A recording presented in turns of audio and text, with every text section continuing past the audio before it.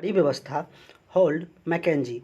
महलबारी व्यवस्था east India company द्वारा सन 1822 में उत्तर प्रदेश, पंजाब, मध्य प्रदेश में लागू की गई भू राजस्व प्रणाली थी। यह भू राजस्व भारत के 30% भूभाग पर लागू किया गया। इसके पहले कंपनी बंगाल में अस्थायी बंदोबस्त सन 1793 में तथा बम्बई, मद्रास आदि में रैयतवाड़ी सन 1792 में लागू कर चुकी थी। इस व्यवस्था में भूमि राजस्व बंदोबस्त कंपनी के एक गांव को महल मानकर गांव के मुखिया के साथ किया गया।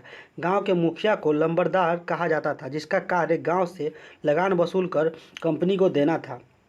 गांव को महाल कहे जाने के कारण इस व्यवस्था का नाम महलबारी व्यवस्था पड़ गया। इस व्यवस्था की अवधारणा सर्वप्रथम हॉल्ड मैकेंजी ने 1819 ईस्वी में दिया।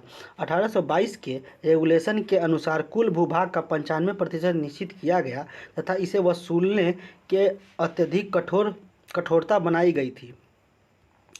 अतः यह व्यवस्था असफल रही। 1833 ईस्वी में मार्टिन बर्ड के देखरेख में उत्तर भारत में कई सुधारों के साथ महलबारी व्यवस्था पुनः लागू की गई। मार्टिन बर्ड को उत्तर भारत में भूमि की व्यवस्था का प्रवर्तक माना जाता था।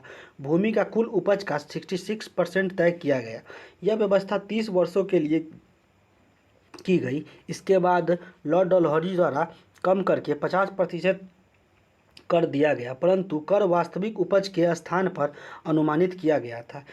इससे किसानों को कोई राहत नहीं मिली। साथ ही लंबरदार अधिकांश भूमि पर अधिकार में रख लेते थे। वह राजस्व वसूलने के लिए छोटे किसानों पर अत्याचार करता था।